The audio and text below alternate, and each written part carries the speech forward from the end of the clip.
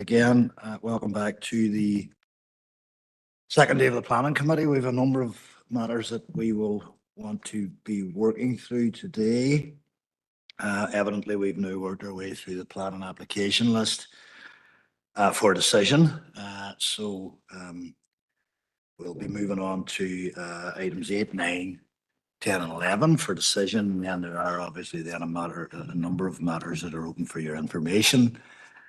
So again, feel free to raise any thoughts or concerns that you might have, or even, as I said before, questions. However, before we do, we'll do the notice and summons of the meeting and members' attendance, and apologies just to record who's here today. I won't be reading the broadcast statement because you were here yesterday and that was everybody. We'll have already understood what that is. And then if there are any declarations of interest, then of course do feel free to bring them up. And then we'll move into chairperson's business, which will be brief. There's a couple of things that Maura wants to address with the committee. And then we will, as I said, go to item 7. So Maura, let's go notice and summons, not the notice and summons, sorry, we'll just go straight to attendance and apologies. Chair. Members, you're hereby summoned to attend the reconvened meeting of the Planning Committee, which will be a hybrid meeting to be conducted remotely via WebEx and also physically in the Chamber, Guildhall, Thursday, the 8th of June, 2023. Alderman Alan Breslin. Here, Maura. Thank you. Alderman Derek Hussey.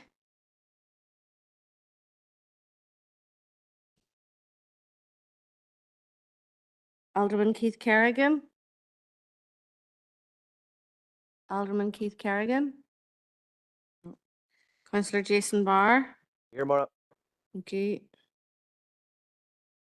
Councillor John Boyle. Councillor Sean Fleming.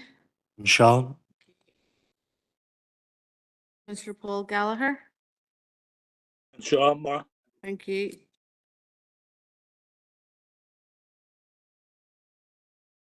Councillor Conor Heaney. Sure. Thank you. Councillor Christopher Jackson. Sure. Councillor Fergal Leonard. And Sean, Maura. Okay. Councillor Catherine McDade. Thank you. Councillor Rory McHugh. Sure, online, Maura. Thank you. Councillor Sean Mooney. Thank you. Councillor Patrick Murphy. Sure. Thanks. And Councillor Derek, or Alderman Derek Hussey. Right.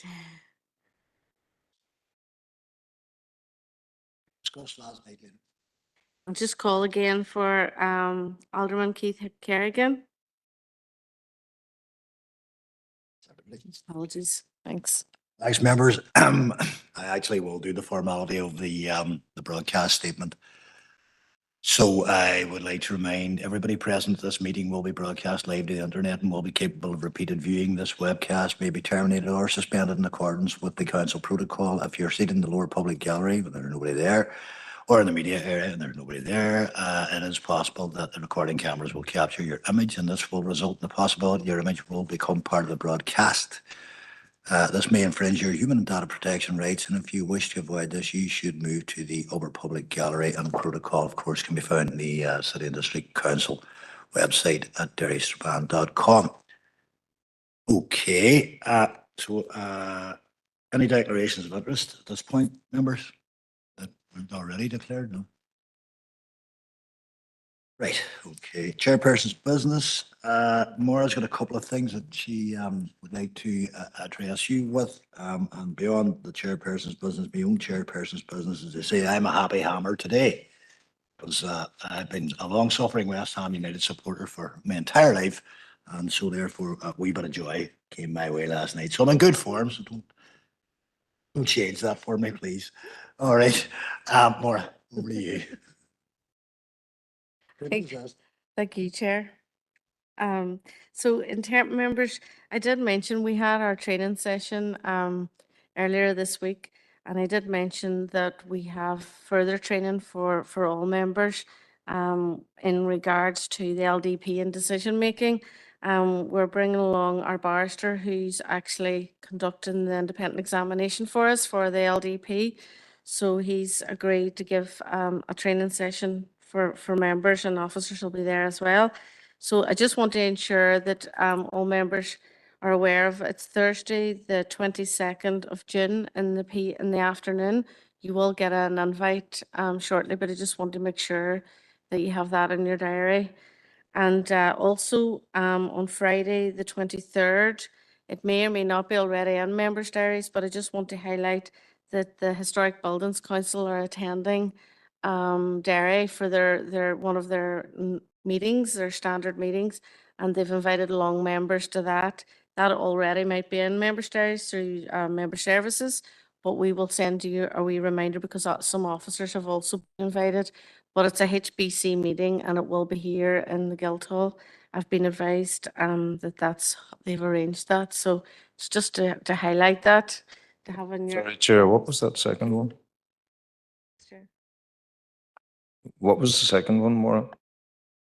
The second one is Friday, the 23rd of June, and it's a HBC, the Historic Buildings Council. I'm not sure actually if that invite came out from the HBC to you all, but as Maura pointed out, that will now be issued through the planning department. I think everybody would actually find it a useful exercise to go along and listen to what they have to say, and perhaps even give them some degree of feedback as well. Just to remind, the date again, Maura, is the 23rd at 11 a.m. Through the chair, Yes, go ahead, Alderman Breslin. what time's the planning on Thursday at? Oh, the training. Is this the training with the barrister? Yes, Yes, that's Thursday, the 22nd, and it's 2 p.m. that's okay. Thank you. Okay, thank you. Thank you, Alderman Breslin. And again, a reminder email will go out in relation to that. So I'm fairly sure that there'll be an opportunity to put that into your diaries if you haven't already done so.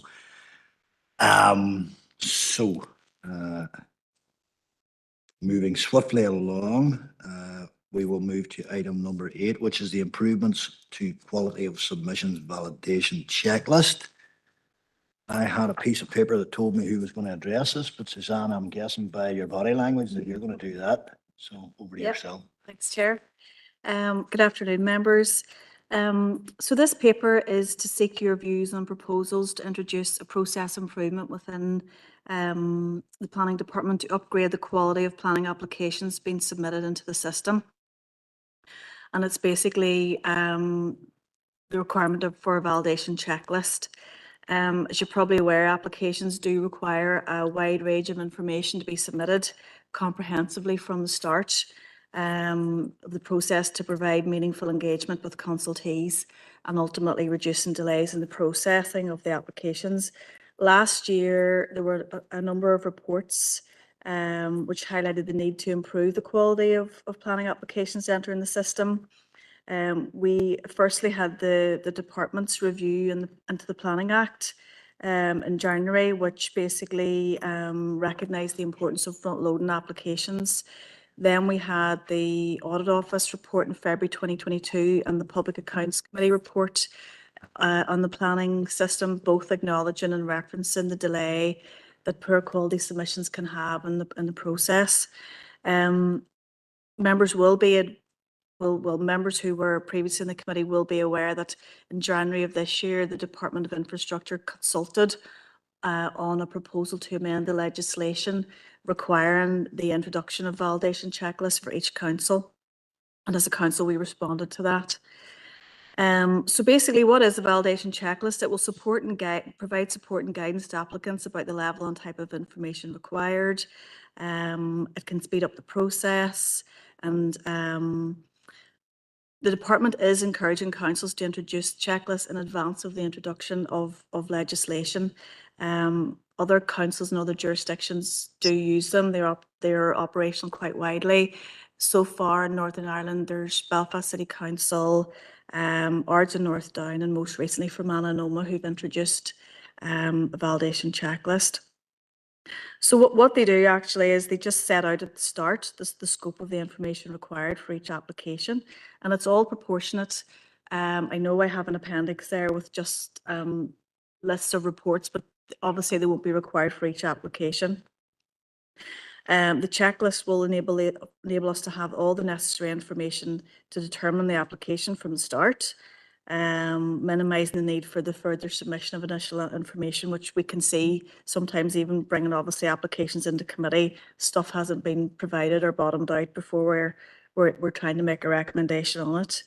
It also provides applicants certainty as the level of information required at the start of the process and the likely overall investment needed prior to the submission of the application.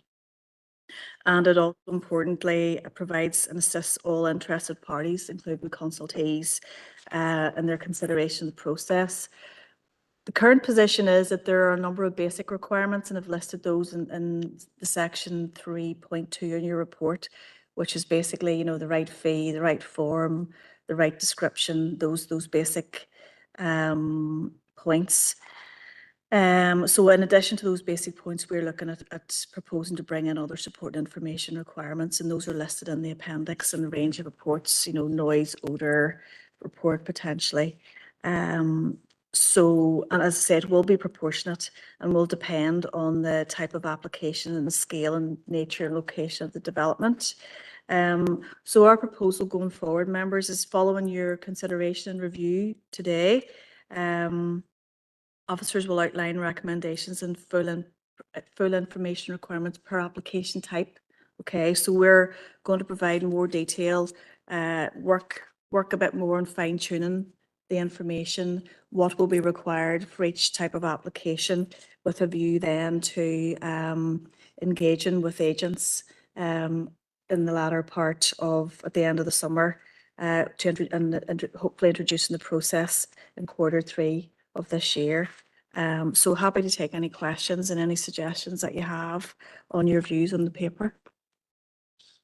Thank you, Suzanne. So members, there it is. It's there in front of you. And of course, it is there for our consideration. So if there's anything that anyone would wish to add, then certainly we'll take that. We'll start with yourself, Councillor Jackson. Good Chair, and thanks, Suzanne, for that report. And I think we've had lengthy discussions around all of our. It's a desire for every single one of us in this chamber to have the most efficient planning system as possible, and a big part of that is to ensure that submissions are of high quality and that officers aren't spending their time chasing after information in the aftermath or whilst processing an application. So it is right that we get as much of this information as upfront as possible. So the checklist is a useful tool, and I suppose just a question in relation to that, because if we do introduce this checklist and desired or essential criteria, will we withhold or will we accept a fee from the applicant if we don't receive all of this, or will we? Because I think that I'm going to simplify things, and apologies if it's oversimplifying it. But if I apply for a passport and I don't provide the necessary information, I'll have my application returned along with my fee, and that if we apply the same principle, if applicants provide an application that's incomplete, that don't have the necessary information, then do we return the application along with the fee and say that it's incomplete? Because that would be it would be a strong statement they make. But I'm conscious that there's some of the reports that are highlighted within this checklist, and I know they're not going to apply to every application, but some of them are expensive. They provide. So And I know there's a report coming back, and Suzanne, you alluded to it, around the pre-application discussion, because that's key. No, we don't want to create an expectation that, from applicants, that if they provide this and they go to that expense, it needs to be very clear that the advice from they're doing it on the back of advice from our planning officers, and that any spend is entirely in their own risk. No, there's no guarantees a dollar end of it. But I think ultimately we all want to see applications processed as quickly as possible, and the best way to do that is to have information front loaded, so officers can assess it and make a recommendation or a decision on the back of that. So from our perspective, we're supportive of the concept, but will there be any opportunity for review? Will there be opportunities to tweak it further down the line? But in terms of the concept, we're entirely in agreement that there needs to be a checklist. We need to get the message to the agents that we want this information upfront, and it's their responsibility to ensure that applications are completed in full. Thanks, Chair. Okay, I mean, fair enough observations, Councillor Jackson, in my view.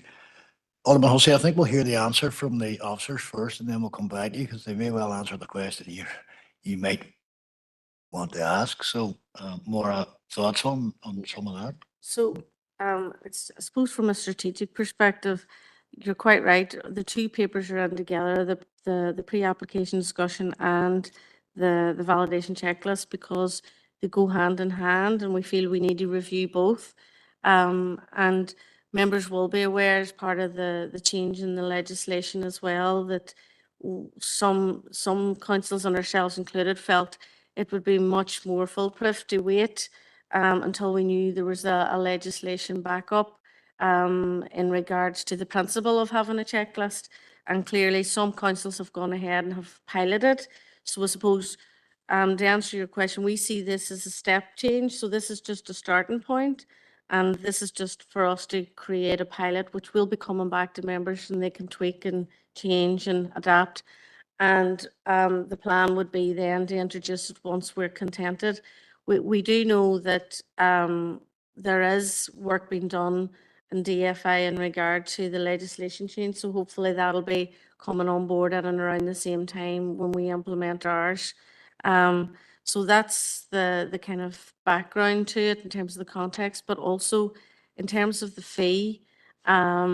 The current situation is, if someone submitted information for a plan application and it was incomplete, or we didn't receive it within a certain degree of time, it would go back along with the fee. So the same thing would apply now. It's just the fact that we've got a criteria set about, and clearly the PAD process, where we're encouraging people to come, and customers and agents to come to us in advance. That's exactly our opportunity, as you say, to give people an indication that if they're moving towards a proposal, that you will require a certain degree of commitment in regard to certain surveys and documents, so that there's no surprises, and they can manage that risk and manage the timelines and the costs of it beforehand. So yeah, that's the purpose of it. So thank you. Yeah, okay, Maura, thank you for that. I hope some who deals with what you were referring to there, Councillor Jackson. Yeah, of course, items number 8 and items number 9 are not unrelated. I mean, evidently, I'm sure you all figured that out. Alderman Hussey, you still want to come in, yeah? Thank you, and just to initially say, totally concur with Councillor Jackson and his remarks there. The system that we're looking at, is that specific to Derry City and Strabane? Or will it become generic across the planning remit of other councils? Is it envisaged that there would be engagement with agents? Because of course, In the majority of cases, not the applicant puts the application, it's the agent. So I think there needs to be that engagement with them and make it clear to them. And the reason I asked the first question was we do, of course, have agents who operate in more than one council area. So, you know, it'd be a case maybe of an agent who mainly operates in Fermanagh, suddenly finding himself faced with this in Derry, City Strabane. Could it cause issues? Thank you. So similar to the delegated scheme, in regards to this, already some councils have gone and they have their own scheme set up. So it will be for each individual council to, you know, set up a criteria. At this stage, there's no obligation for any council to do it. So we're obviously some councils are working towards that. So there will be differences, and again, you know, the agents will just have to work through that, you know, but there are some aspects of it that are quite similar. You know, you can see already, you know, we've got a number of their criteria in front of us now, you know, and we can see that there's similarities.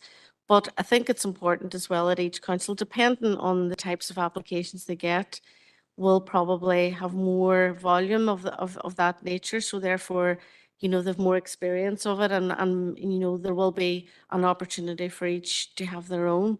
But I think the benchmarking in and around how they operate will be something maybe DFI through the legislation will cover, and that will make, I suppose, a difference in terms of ensuring that whilst we introduce it, there's a fallback in terms of why we're doing it and, you know, a purpose around it. So, but you know, they will be all different. I'm sorry, what was the second question?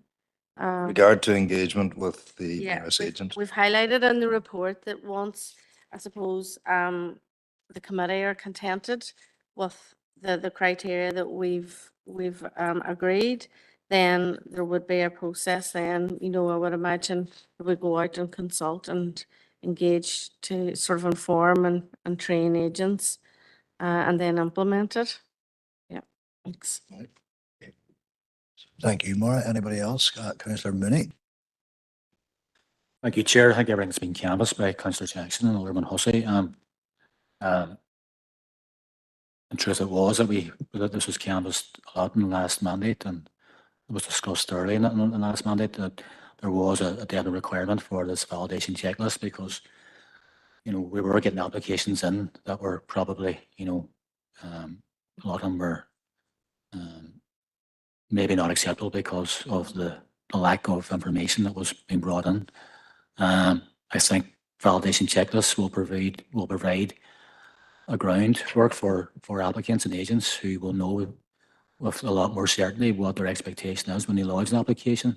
But what I'm interested in seeing would be the paper, because obviously Suzanne alluded to that there will be a degree of proportionality attached. So we're talking about small applications and major applications. Then I think I would like to see the paper to see what expectations and requirements that applicants will be looking for from our council area, obviously, because I'm sure members here would be interested in seeing that and seeing what requirements and what specifications will be sought after by us anyway. I'm listening to Alderman Hussey's point about the agents, I suppose. Looking at it, I suppose agents who want to practice in our council area will probably eagerly familiarise themselves with what requirements they have to advise their own applicants anyway. But I agree, we would need a degree of consultation with agents because obviously there may be various differences in different council areas, but and probably maybe we could look at the other council areas now who are doing this, because they may have actually started the process and they may have encountered difficulties that we could learn from as well. So, but thank you, Chair. That's all I have to say at the moment. And that's actually a fair observation as well, Councillor Mooney. In fact, I did actually mention that to our senior team here, that, you know, that there are, as you say, there are already others who have implemented some degree of change in their system, and so there may well be advantage in learning from the lessons, and we don't necessarily have to reinvent the wheel too much. I suppose more in summary, this would be a bespoke approach for Derry City and Strabane District Council, and that there is no uniformity of approach across other districts and council areas. And in that case, then obviously the agents who work across different jurisdictions, so to speak, they're just going to take run and bear it. That's what they're paid for, isn't it? Until such a time as you can maybe legislate for something like this. And as we all know, that requires a legislature to do that, but hopefully that'll happen sometime soon. Have you anything you wish to add to that? Any of that, Maura? Is that a fair summation of it? Yeah. You can Yeah. nod your head and say, yes, that's fine, Chair, or whatever you want. Yeah, I mean, we're engaged with the DFA in regard to the heads of planning and various planning improvement groups and focus groups, and that is one area that they are currently engaging with the PAC too in terms of the right of appeal potentially. So that allows a proper process, for all. But the key thing would be that each council would have their own detailed, bespoke, criteria. However, the principle of it would be established in legislation. So, and there would be mechanisms around that. So just to give, as you say, agents or applicants the right to appeal if they feel something wasn't appropriate in terms of if they felt it was going too far in terms of sending things back, etc. So that's the consideration at the minute in DFA. But we'll obviously we'll need the legislation will come into place and we'll see what they come up with. But in the meantime, all the councils are being encouraged to promote a pilot. So that's what we're hoping to do with yourselves. Thanks. Sorry, thank you through the chair. Don't want to be repeating what has already been said, but I think all the members have expressed both in the last mandate, and I'm sure in this mandate going forward, it's all about customer focus and improving what we provide as a service to customers. And I'm sure all members would agree that that can only be a benefit if the information that is coming in is of the desired quality and quantity proportionate to the application. I think importantly, and I think Maura has already said this will provide a degree of certainty because the agent, as Maura said, hopefully will be engaging with the relevant officers, and they will also have the checklist, so they will know exactly what is required. So going back to the point that Councillor Jackson made at the very start of his comments, as with anything, this will be kept under review. And if something isn't working, there will be the opportunity to tweak it and make sure that it does work for everybody. Thank you, Chair. Thank you, Eamon. Online, Councillor Gallagher. Thank you, Chair, for the understanding. And it probably covers this and a couple of other items on the agenda. But my question would be: is we will have possibly have a number of applications in the system, and they may have been in a while, and then we were going to at some stage adopt the LDP, and our policies and procedures might change in that process.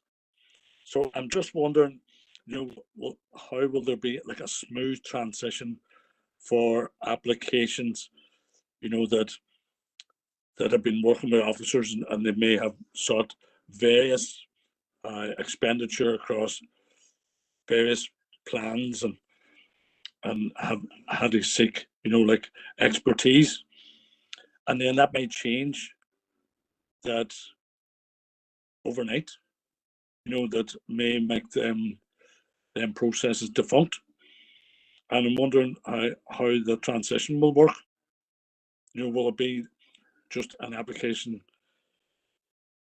after that date needs to meet the criteria, regardless of how long they've been in the system? I think that's a fair enough question, fair point as well, Councillor Gallagher. Maura's going to address that for you. Yeah. So Councillor Gallagher, this only relates to the start of the process. It's just new planning applications that come into the system. So it'll only be a criteria to determine what types of information are expected at the front end of the system. It won't affect applications that are already in the system. And what's already in the system has probably been through a process of toing and froing. You know, the information in will already be there or not there, as the case may be. And if it's not, we've obviously got our own protocol in place to refuse applications for insufficient information as well. So so there's nothing to worry about in terms of the new LDP and the application of policy. That's a separate issue completely in terms of the emerging LDP. So it's really only to do with new applications coming in, and it will only affect, it's only a way of improving and assisting the speed at which we get information at the outset, rather than taking 6 months or a year to get information during the application being live. So it won't affect the applications already in the system. So hopefully that clarifies. Thanks. You, consent there, Councillor Gallagher, yeah? Yeah, Chair. Thank you. Get- Thank you, I Councillor can Gallagher. get- I can get what's happening there, but I'm just thinking of applications, you know, that may have been working like to the current area plans. And then once the LDP is adapted, they may be working to the LDP. Will that have an impact? Sorry, Councillor Gallagher, the LDP is a separate issue, completely. At the training next week, the barrister will talk about the LDP and emerging policy. So hopefully you'll get an opportunity there to engage with him in regards to that, and in regard to those types of points I think that you're making.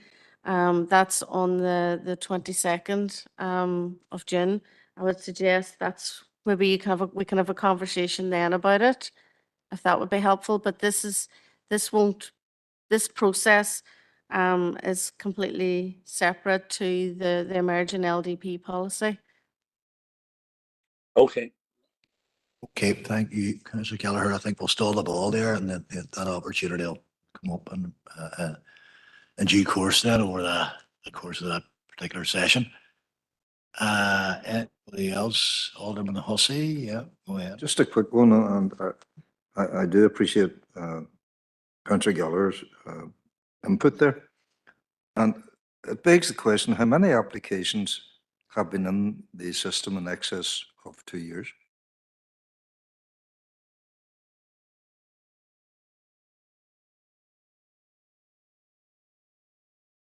Obviously, this don't have that paper in front of me. I can bring a paper back to just our information.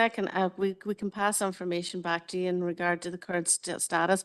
You know, in terms of our information at the minute, in terms of portal, it's changeable, but we will be able to give you an indication of live caseload and the length of time applications have been in the system. No problem.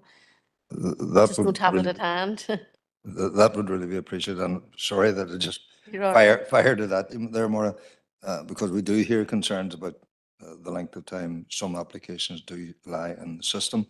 Realizing, of course, that other bodies, other agencies, waiting on responses from them can cause clog-ups as well, whether it be roads or NIEA or whatever.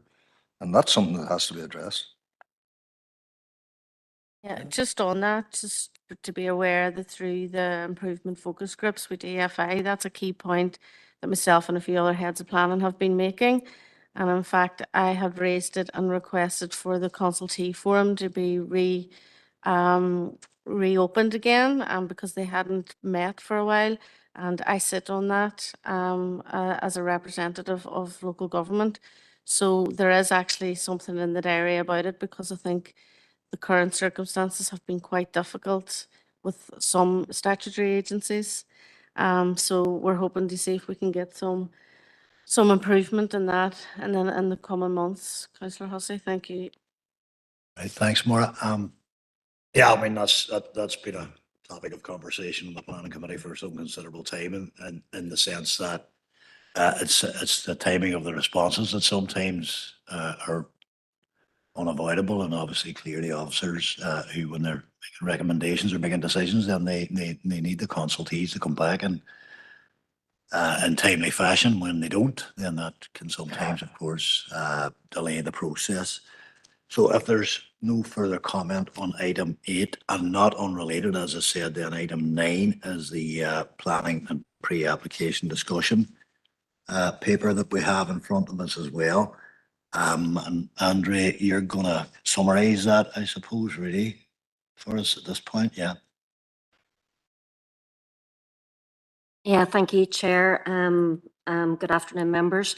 So the purpose of the pre-application discussion report is to seek members' views on proposals to review the Planning Department's current pre-application discussion or PAD procedures with a view to improving and streamlining the PAD process for potential customers.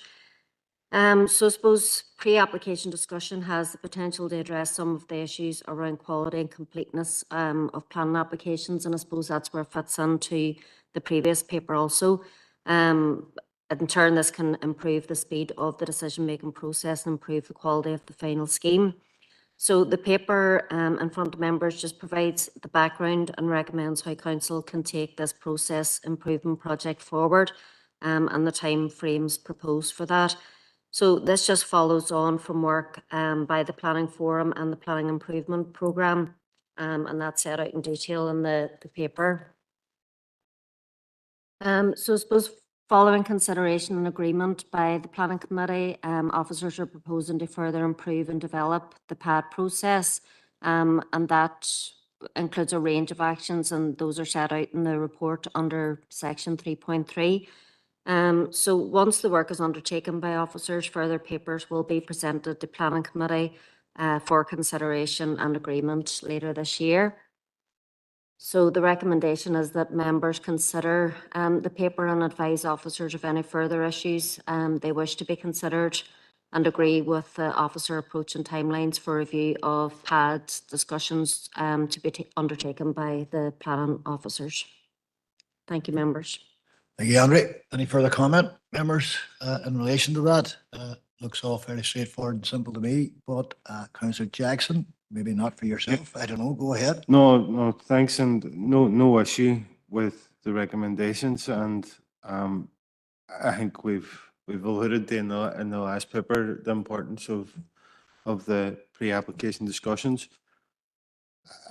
And I think it is important that both of them are taken together because we do need to see things streamlined and workloads eased within our current planning team. They allow for the scope for the pre-application discussions, and it's almost like a chicken and egg situation where if because we need to free up time for officers to be able to meet with applicants. And I know one of the biggest criticisms we've received from a party is that there's been applicants that have been keen to have pre-application discussions, and they've been waiting for an officer to become available to have those discussions, and the timeline has went on, and they've just been advised to submit the application without that advice.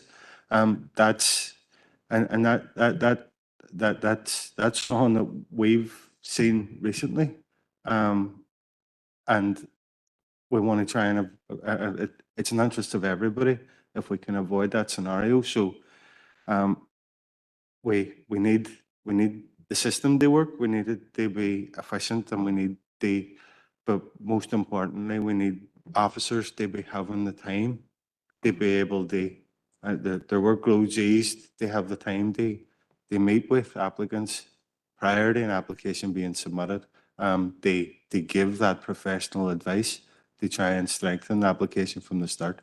So it is timely that both of these papers are being presented together, and I know it is going to be a challenge, but in terms of the direction of travel, it's something that we're fully supportive of. We recognise the importance of that professional advice being given at the earliest opportunity. Thanks, Chair. I just want to comment there on the timeline issue. I'm not aware that there's any holdups in terms of officers being made available, because obviously it's mostly through the strategic team, and we've been responding and open to meeting any requests come usually through myself and Andre.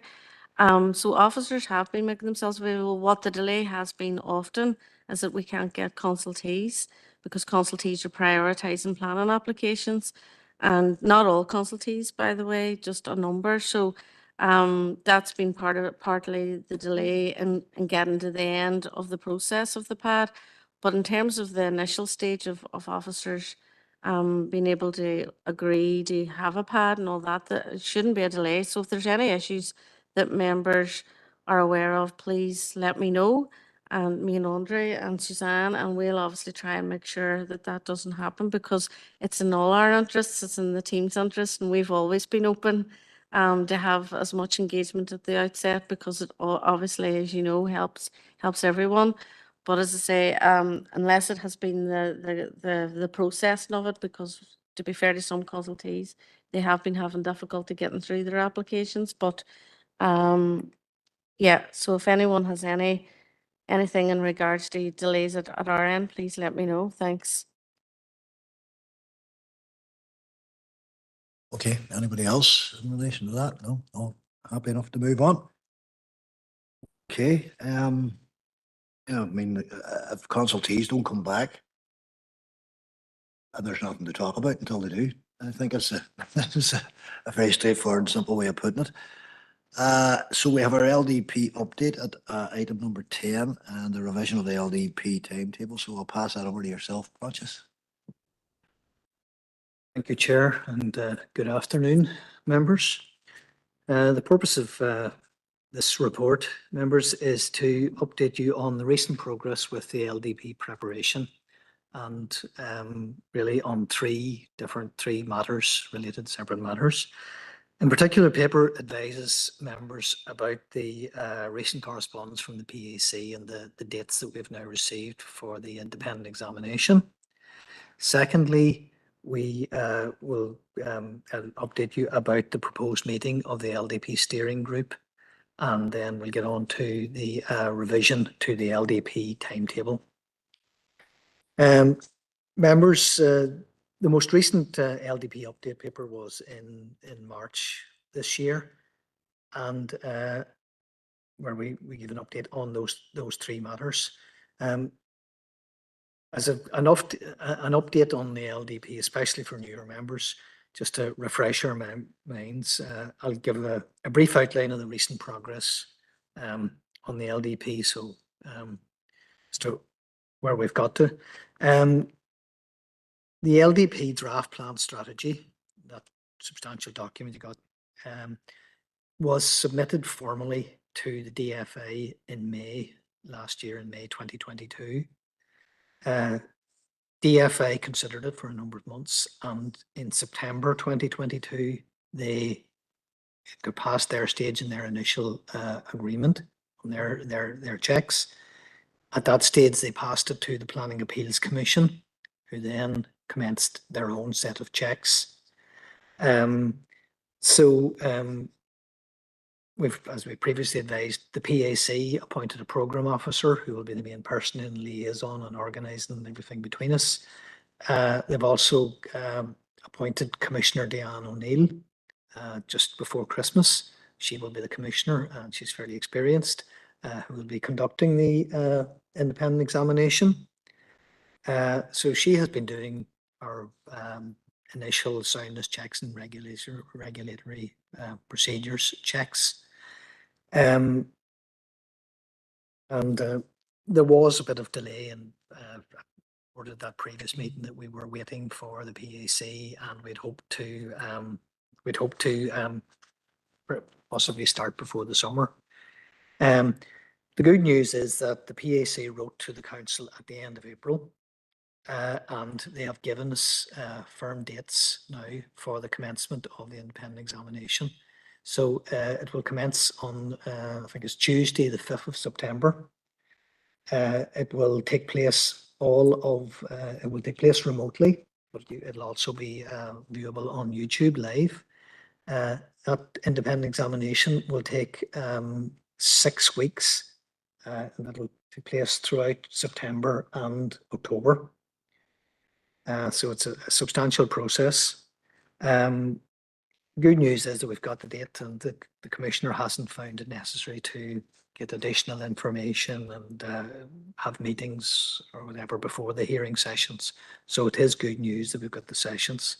There will be a detailed hearing session, hearing schedule published now on the 30th of June.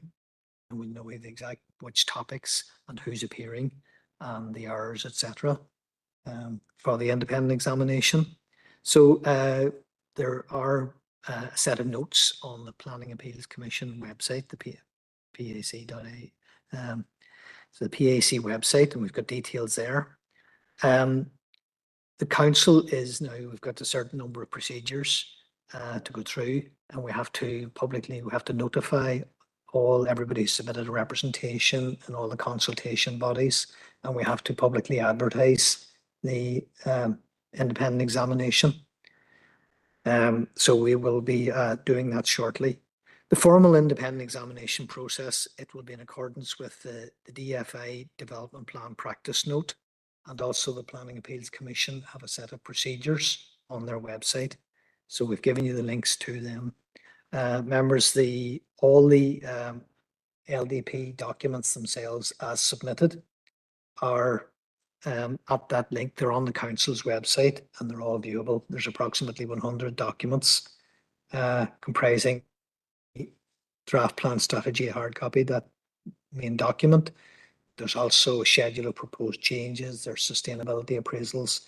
There's a whole raft of evidence-based papers and updates. So that's all available to view online. So that's good news. We're actually making good progress, and we've got a lot of work to do for that over the summer. The second matter to update members on, as was previously discussed at that last meeting in March, we had held a meeting of the LDP steering group on the 22nd of February, and at that stage we'd given an update on all the preparatory work that we'd done for the independent examination. Just to remind members that we have appointed experienced barrister, Conor Fagan, to represent the council. So the officers have been working with Mr. Fagan over a number of months as preparation. At that meeting, the steering group also discussed a protocol and procedures for the council officers and the members to actually be able to meet with the steering group at short notice during the course of the independent examination. So a procedure and protocol was agreed at that time in case there's any sort of decisions to be made. So in terms of an update, it's proposed now that when that LDP steering group membership is reformed and confirmed, I think it's after the 20th of June, that we will convene another meeting of the LDP steering group to update members on where exactly we've got to and the detailed schedule and the types of questions that we're expecting, and also to refamiliarize with the arrangements in the protocol. So we'd said that probably the end of June, early July, that we will have a meeting of the LDP steering group. The third matter, members, is about the LDP timetable. Just to remind that the council is statutorily required to prepare an LDP timetable. It's project management arrangements. It must be prepared, published, and kept under review, and it's to be kept reasonably up to date. So if there's a bit of delay, then you have to revise that LDP timetable. So it's a statutory requirement. At the last meeting in March, we had prepared a draft LDP timetable revision, And at that stage, it was based upon us starting at the end of Q1, i.e. in June and September. As it transpired, the independent examination is now happening in September and October, which are Q2 and Q3. So we've given a further revised LDP timetable. Fortunately, we didn't go out and publish it at that stage till we got the actual independent examination dates, which we now have.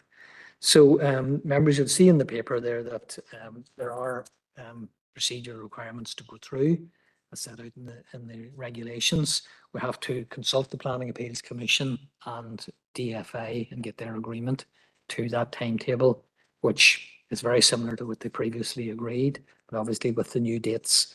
So if members agree to that, then we will proceed to publish and advertise it in accordance with the regulations.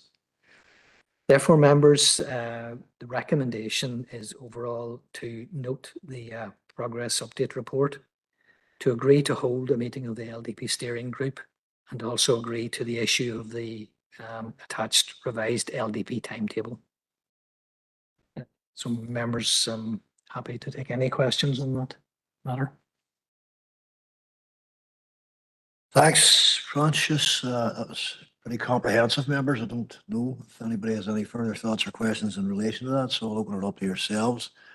Obviously, the LDP steering group will be reconstituted in the sense that there will be potential for nomination of new members, but that'll happen under the nomination process that we undergo on the 20th of June. But my recollection would have been that the nominees for that steering group would come from this committee. That's logical. So that's just for information, I suppose, at this point. But Francis, thanks for the update on that. Anybody get any further thoughts or comments? No? Okay. Yeah. Go ahead. Just in relation to the constitution or the makeup of the LDP steering group, just to let you know that an automatic position as a committee chair, so you can't avoid it. Thanks for the reminder on that one, Councillor Jackson. Yes, I was aware. So that's one position filled, but there will be others. Don't panic. There's one for everybody in the audience. So we'll take it from there. But again, that'll happen in due course, members. So we'll move on from that one to 11, and that's the DFA consultation on review of regional strategic planning policy on renewable and low energy carbon. And again, that's back yourself, Francis. Thank you, Chair, again. So the purpose of this report, members, is to update yourselves and to advise on the draft response in relation to the public consultation, which is current on a review of the Northern Ireland-wide strategic planning policy for renewable energy and low carbon development. Planning has published a draft revised strategy on this subject, and they've written to the council, and we have prepared the basis of a response, and the consultation period ends on the 30th of June. So to go into a bit of the more detail in the background, so the revision and reconsideration of this renewable policy has been ongoing for a number of years. And some of the members will recall that DOE and then DFA, they first had a call for evidence back in spring 2016. And this council made a submission at the call for evidence stage. There were delays and with ministers, etc. And it wasn't really progressed until early 22, when they produced an issues paper. Again, this council made a submission in early 2022 to that issues paper, and a copy of that response is attached, fairly detailed, at Appendix 22. So Then on the 6th of April, we received the consultation. It's a public consultation on the draft. And as I say, we have till the 30th of June. And the letter of consultation is attached to Appendix 1. It is it's a fairly specialist and technical subject, and the draft paper is sort of every paragraph has got potential implications. There's a shift of emphasis, and it can be gone through, you know, to a level of detail. There are 4 questions that are posed by the consultation, and they're quite general. So we've gone through, you know, probably quite forensically in terms of the paragraphs and the implications for it. So members, just to remind that this is to update pages 90 to 93 of the SPPS document. So it's the Northern Ireland-wide Strategic Planning Policy Statement on Renewables. It will also update and supersede PPS 18 on renewable energy until the draft plan strategy is adopted, and then that will supersede those operational policies. So at this stage, as a draft policy, it isn't actually a material consideration for the LDP preparation or for development management decision making. It's been clarified in the document itself. However, particularly for the LDP, it is important, it's desirable that the LDP will align with the draft regional policy in order to prevent our LDP becoming outdated. So it certainly is desirable. So therefore, this paper has assessed it against the LDP as proposed and against operational development management perspective. I'll not go through every detail, but I'll give a brief overview of the main points, maybe of that we believe that the council would want to maybe put forward. This review, it would be no surprise, is in the context of the wider climate change agenda, and particularly the Northern Ireland Climate Change Act that was came into play last year, and that has set a target for 80% of Northern Ireland's electricity to be from renewable energy sources by 2030. Currently, Northern Ireland is achieving about 51%. Is the latest. So the aim of this SPPS is to maximize sustainable renewable energy from the whole range of technologies. And for each of these sections, members will see in the paper, I've set out the change and a short commentary on what difference it makes. So the shift is really from the previous SPPS facilitated renewable energy. It's now towards maximizing renewable energy. The new key regional strategic objectives are set out, and again, it's about maximizing, and it's much more positive on renewables and across the range of technologies from wind, sun, solar, anaerobic digestion, hydro, biomass. It's trying to get a wider mix. So I've set out the new points. It's much more positive rather than facilitating. In terms of strategically, they are seeking for the LDPs to identify those areas of the district that are suitable for renewable energy. And that are particularly focused where there would be a positive presumption, and also that there wouldn't be a presumption in terms of an end an end date for those renewables. The LDP has sort of gone the other direction. We have set out a number of locations that are particularly sensitive. Environmentally, our most sensitive landscapes, and also a number of wind energy capacity areas whereby we have identified that there are particular concentrations of renewable, particularly wind turbines at the minute. And those are areas that are at or reaching capacity. It is certainly not saying that there is no further capacity, that they can't be repowering, but it's identifying areas that need particular scrutiny. Similarly with our special countryside area, which is our high sparans, and also our most sensitive locations along our river corridors and sensitive areas landscape-wise. So the difference is that LDP, this SPPS would require us to identify areas which are suitable, whereas the LDP has only identified a number of areas which not say aren't suitable, that need particular scrutiny.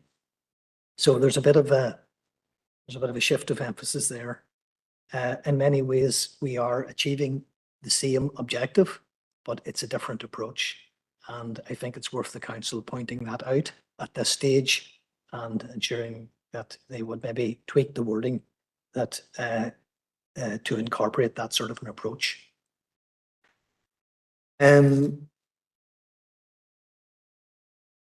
There is an even stronger presumption in this new SPPS policy about protecting our designated landscapes. It's slightly stronger. There was an approach in the current SPPS, but it is stronger. But it doesn't cause a particular problem for us. It sets out the main development management considerations. A lot of them are quite similar, but there are some differences. The wider economic and social benefits are mentioned in the existing SPPS, and there have been a number of cases about what weight decision makers are to put on that there. It's probably a bit stronger in this, but it really depends how it is finalised and interpreted by members, the PAC and the courts. There are a number of specific points about separation distances, definitions of wind farms, encouraging solar farms in certain locations, but it doesn't really go on to mention about where they should be in other locations. So it's not particularly helpful. We've pointed that out. They talk about anaerobic digestion, and they mention a few of the main assessment considerations, but not most of them. We pointed that out. They seek to get put more mention on repowering and life extension of existing renewables locations and sites. And I think we have no problem with that in the LDP in principle, but we would have an issue with that they're saying that they shouldn't be time limited at all. At the minute, all renewables are pretty much, it's 25, 30 years would be the norm of permission, and then with a condition to either to remove, restore, and tend to restore the location, or there's always a scope for an extension of time. So we would have no problem with that, but previous submission to that members agreed took issue with that, and they said that they would rather the council still retained control over the lifespan of renewables at that sort of 25, 30-year mark. I felt that was more sensible to have that control, particularly with the progress of new technologies and maybe societal changes. So if rather than permanent, open-ended perpetuity permission. it's encouraging co-location of renewables, and we've said, yeah, that's fine in principle, but there may be some cases that it may not be appropriate. So we've maybe, for example, turbines on hillsides, as they tend to be, it may not be the most suitable location for a solar farm or even a battery energy storage system or some other sort of apparatus on a very elevated and prominent location. So we have said that these should be dealt with on their merits and maybe being as strong, encouraging them. They address about connections to the electricity grid, and they've suggested that they should be a presumption that they should be more likely to be underground. That is quite a strong change, and it's in line and going even further than the push that we have given in the local development plan, where it should be considered. So this is in line with it, but probably even stronger. Finally, they retain encouraging early community engagement and the consideration of voluntary community benefits. The thing about community benefits are that they are voluntary. They are not a material consideration. So, for example, if a renewable energy operator agrees to give some community sponsorship or to give some funds back to the community, that wouldn't be a material consideration. Previously, members took the view that they would prefer to see an actual developer contribution being made, and therefore that would be a lot firmer, and it's something that members could take into account in the decision making.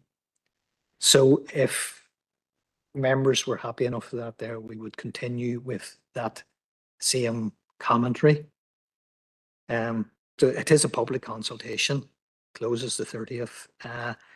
We are proposing, we've suggested here that the content of this paper would be sent, and all those comments would be sent as they are, rather than in the form of answering their wee questionnaire, which asks for very limited questions.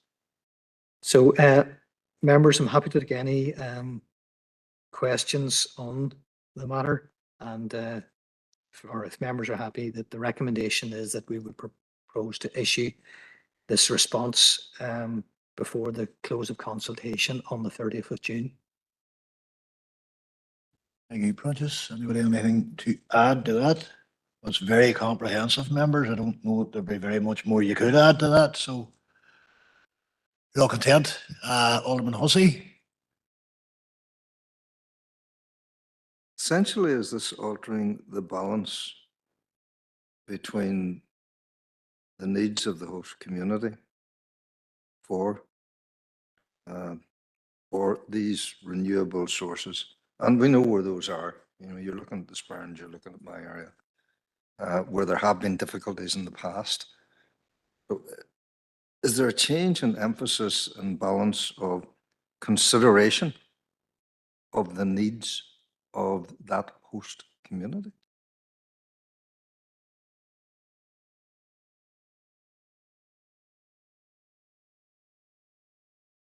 I think there's no point in saying anything other than that there is, as this council has recognised, a climate emergency. The Northern Ireland Climate Act has set an ambitious target of 80% from renewables, and this government document is certainly setting out the message that as a society, as a council, that planning needs to play its part in the achievement of that objective. You know, it is an ambitious objective. Certainly, there's always the balance to be made, and it does have those safeguards built into it about identifying the most sensitive landscapes and separation distances. There's still an awful lot of balances and protection in there, but the push is very clear. Maximizing potential for renewable energy. It's maximizing. Prentice, you answered the question yourself. The answer is yes. Yeah. Councillor Jackson.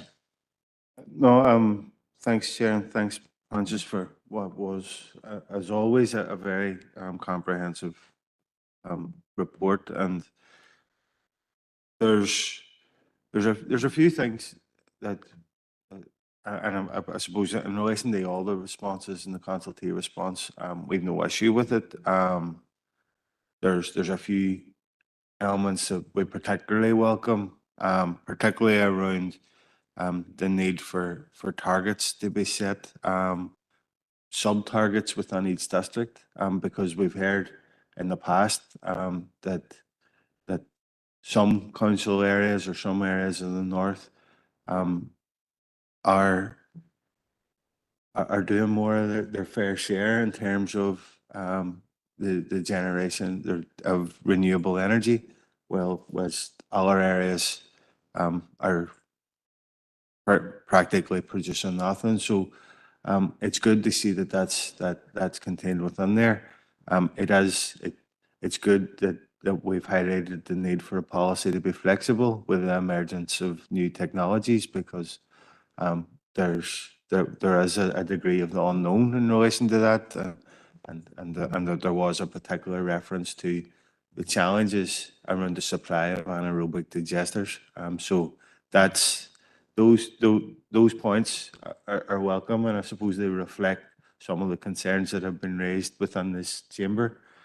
There's been there was a reference, and I think Alderman Hussey was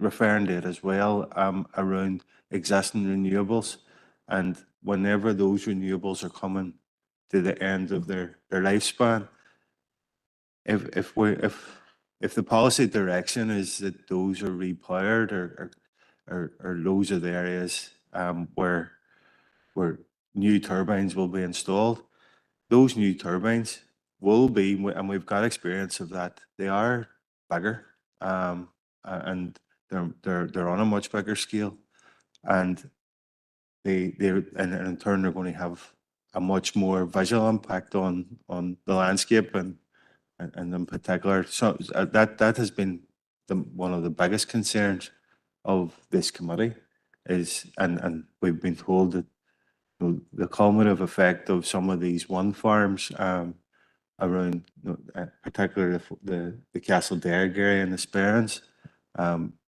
are eroding and destroying the landscape. So they replace those with much larger turbines is going to, could potentially have a much greater impact.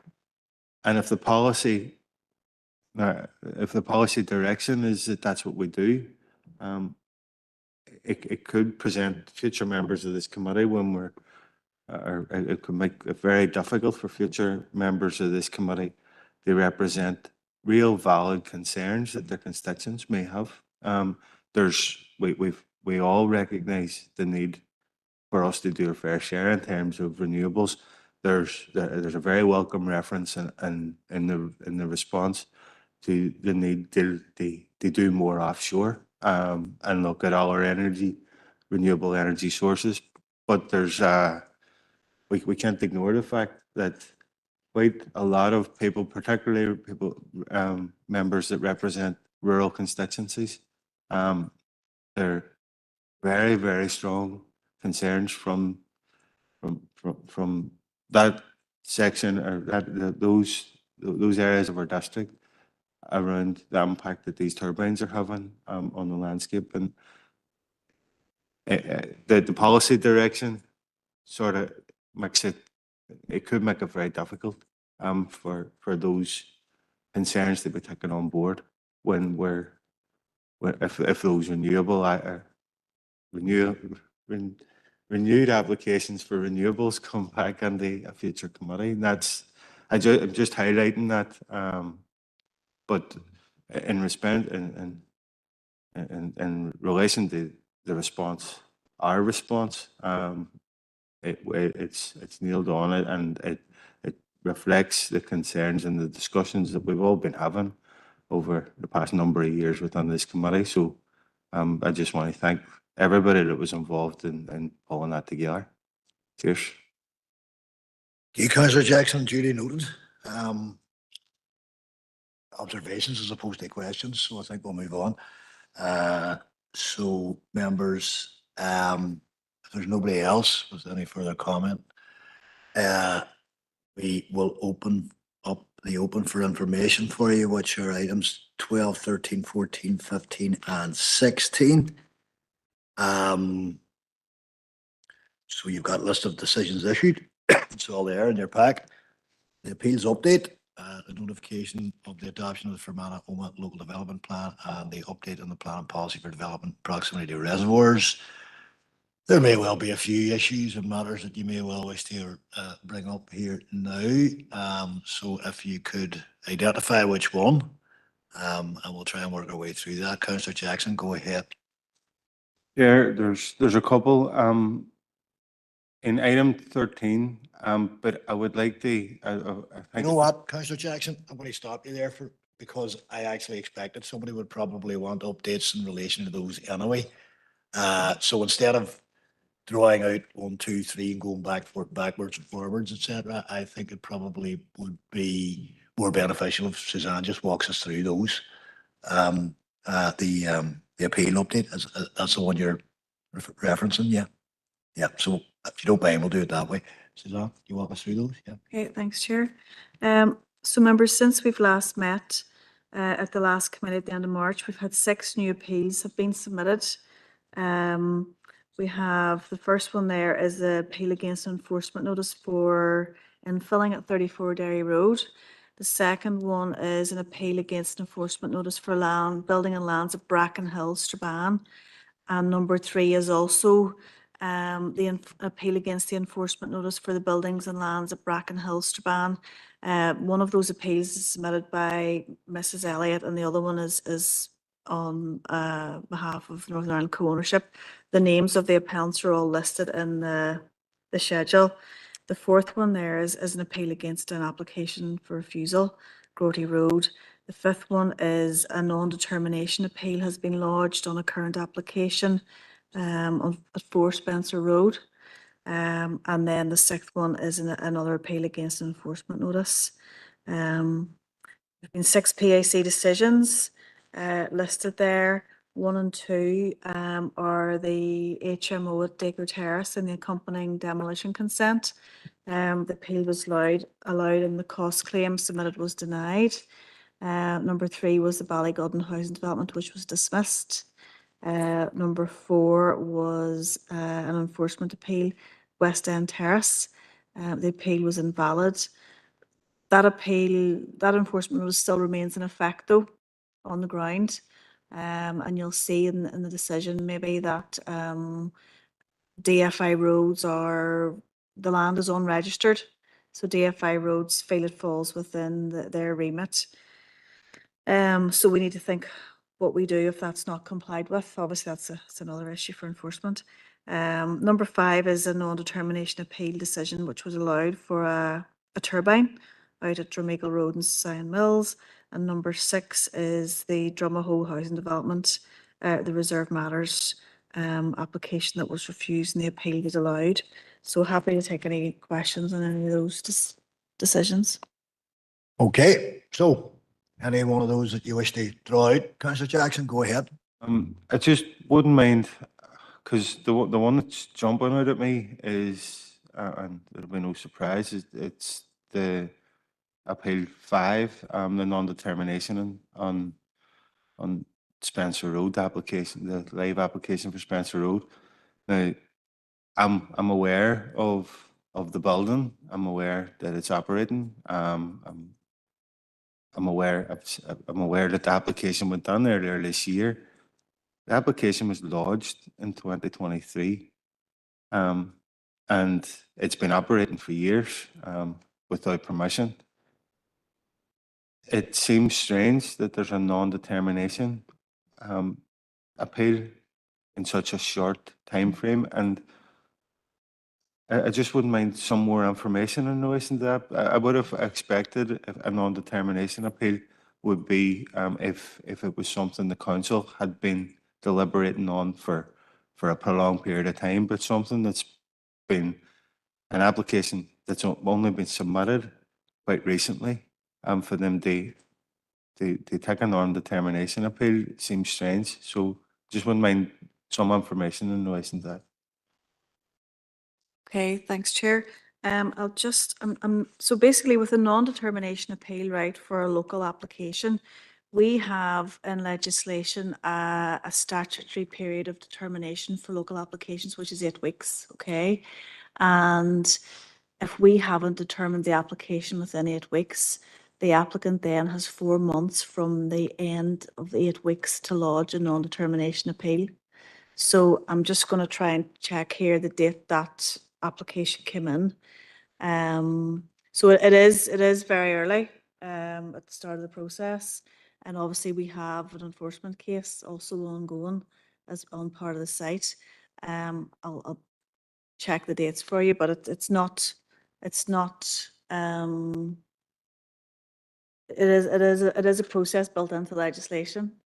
So if somebody wanted to extend, the other thing is that older applications can be appealed via the non-determination route if the applicant agrees to extend that determination period by letter continually over a period of time. But this one here appears to just have been quite soon after it was submitted.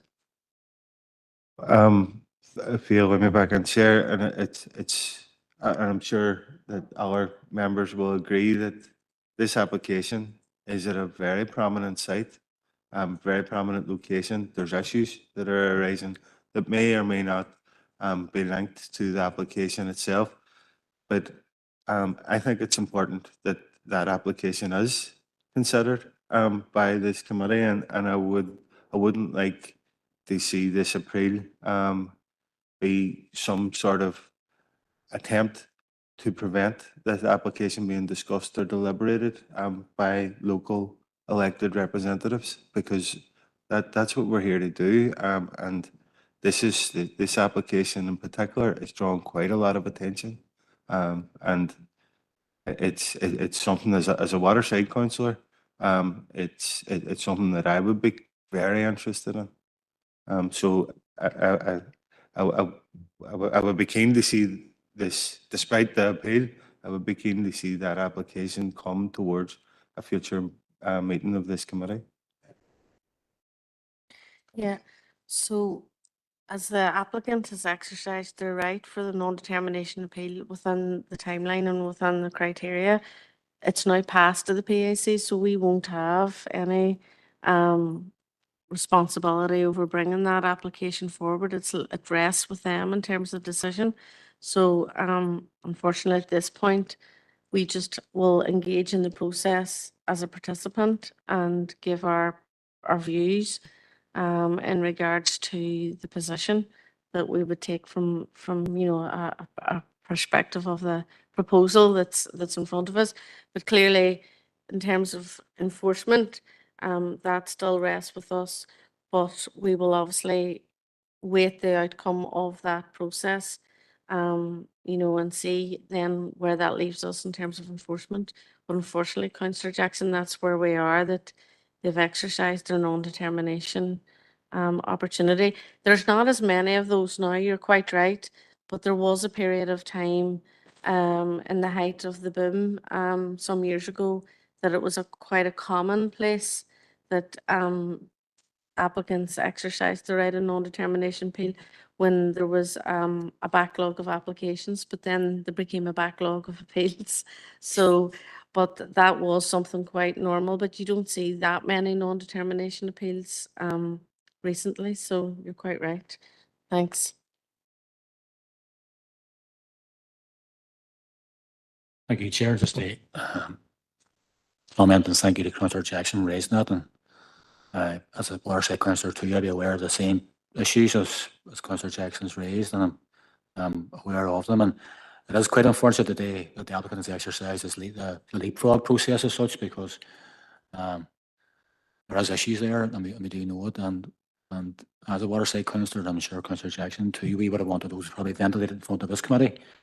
And then, whatever decision was reached then, I believe the applicant, they exercise their own judgment, but unfortunately they have chosen that process, which is their right. But again, I would have preferred this committee would have had sight first of it, but obviously it's gone on to somewhere else, and that's where it is. But in relation to the enforcement issue, I suppose that remains within our remit anyway, and I'm sure members would like to see that expedited as quickly as possible.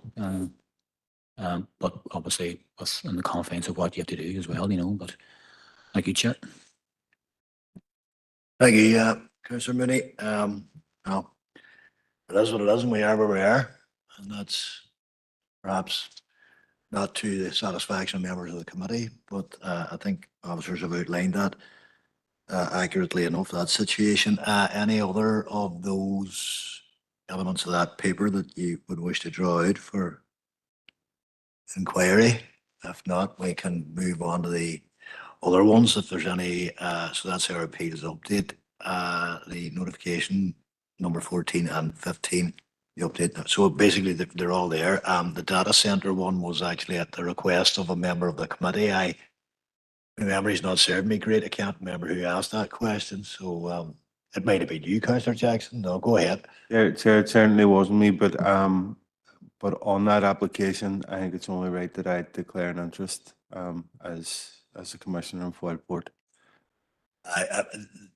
There was a request just in relation to how many data centers were in the system, as I recall. So that information is there for members. I have a funny feeling the person who asked the question is no longer a member of the committee. I can't remember who it was asked. So they're all open for information. If there's no further queries in relation to any of the other matters, then can I get a proposer and a seconder to move us into confidential?